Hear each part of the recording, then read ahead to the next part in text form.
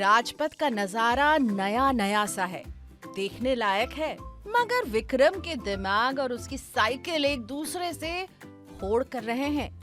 बूढ़े प्रेत से आज उसकी पहली मुलाकात है। साल भर बाद मिलेगा बेताल और होंगे सवाल पर सवाल।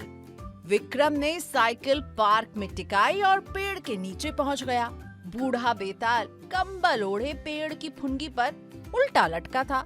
विक्रम संभलता कि इससे पहले ही बेताल कंधे पर आ कूदा। अरे बुढ़ाऊ, तुम कहाँ गायब थे इतने दिन? अरे राजा, हम ठहरे प्रेत, कोई सरकारी फाइल तो है नहीं जो एक जगह धरे रहेंगे। कहाँ से आ रहे हो बेताल? अरे उसकी छोड़, हम बेतालों का क्या, कहीं भी उड़ लेते हैं हम तो। तू तो बजट सूंघने इधर आया है ना। और हाँ, तू तो यहाँ नॉर्थ ब्लॉक के बंदर भगाने आया है। तुझे भी बजट की लत है। हाँ, आया तो मैं बजट की सुध लेने था। चलो अच्छा हुआ तुम मिल गए। तो ये बता बेताल। ए राजा, रुक जा, जरा रुक जा। अरे शर्त याद है ना? बेसिर पैर का सवाल हुआ तो समझ लेना, मैं निकल जाऊंगा।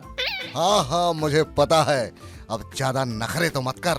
ये तो बताओ पुराने प्रेत कि सरकार तमाम कोशिश के बाद भी अपनी कंपनियां क्यों नहीं बेच पाती?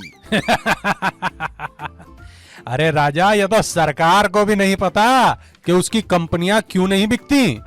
मतलब? अगर पता होता तो हर साल सरकारी कंपनियां बेचकर कमाई का लक्ष्य न मिला होता। हर साल फरवरी में बजट की किरकिरी क्यों होती? लेकिन सवाल तो यही है बेताल कि सरकारी कंपनियां बिकती क्यों नहीं? अरे जब सरकार उन्हें बेचने निकलती है तब, जब वो किसी काम की नहीं रहती। लेकिन हर कंपनी के साथ तो ऐसा नहीं होता। अरे तो कुछ बिक भी जाती है ना। IRCTC देख, LIC देख। अरे बाकी भी ऐसे ही क्यों नहीं बिक जाती?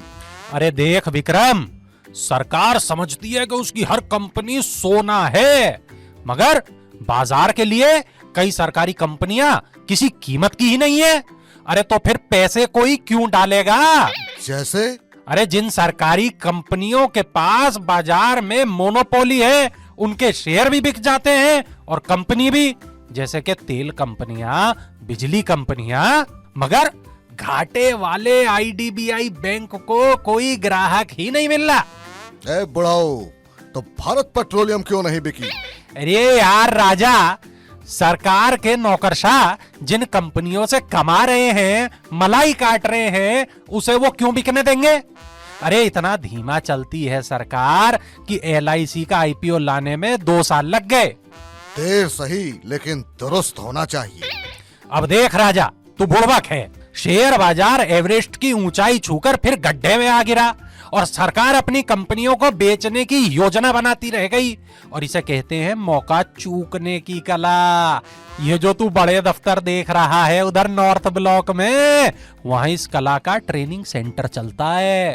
अरे सरकार ने तो लाखों करोड़ों की सरकारी संपत्ति बेचने का, यानी एसेट मोनेटाइजेशन का प्लान भी बनाया था।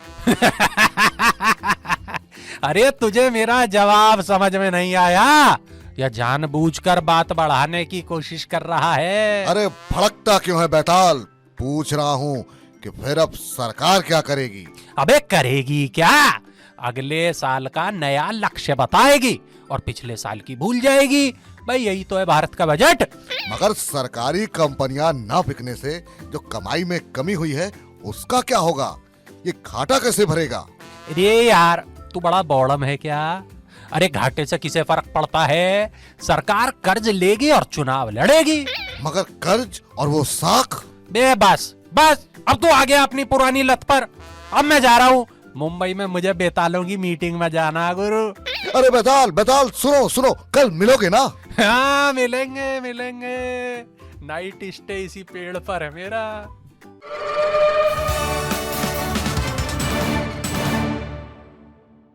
विजय चौक पर सन्नाटा है। गणतंत्र दिवस की परेड के चलते लोगों ने आना जाना बंद कर दिया है। परेड के आदेश सुनकर कबूतर चौंक कर उड़ जाते हैं।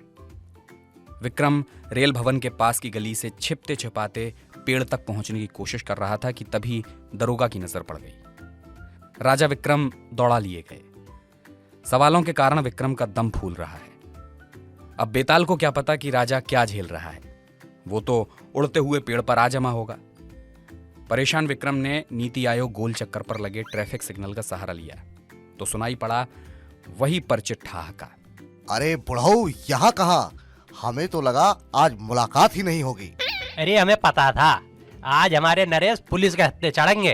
गण जब तंत्र से दूर रहेगा तभी तो गणतंत्र फलेगा फूलेगा। अरे आज जब वो खाकी वाला तुम्हें खदेड़ रहा था ना, हम तो ऊपर ही उड़ रहे थे। तुम्हारी मौज है बेताल, हम सवाल पूछने पर लतियाए जाते हैं और तुम जहाँ चाहो उड़ जाते हो। अरे राजा जलो मत बराबरी करो, मरना पड़ता है बेताल बनने के लिए, जिंदा कौन बेताल बन जाता है।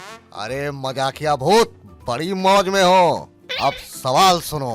अरे बोलो प्यारे, पुलिस के मारे टैक्स के हारे। बेताल, भारत में 3600 बजट आते हैं तो सारा फुटेज फोकस निर्मला ताई और मोदी वाले बजट पर क्यों रखा जाता है? अरे राजा बाबू, बड़ा महीन सवाल ले आए। अरे क्या आज नीति आयोग के नल से पानी पी लिया था क्या? अरे बुढ़ऊ, तुम सीधा जवाब क्यों नहीं देते? अब सीधा तो इस मुल्क में कुछ नहीं राजा। केंद्र सरकार, राज्य सरकारें, यानी हर राज्य का अपना एक बजट होता है। बजट तो नगर पालिका और पंचायत का भी होता है भैया। लेकिन इतने बजट क्यों?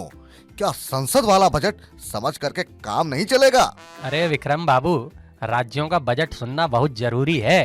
अरे तो फिर उसकी चर्चा क्यों नहीं होती? भैया सरकारें नहीं चाहती कि तुम ज्यादा जान सको, बस ऐसी ताली पीटो बहुत है।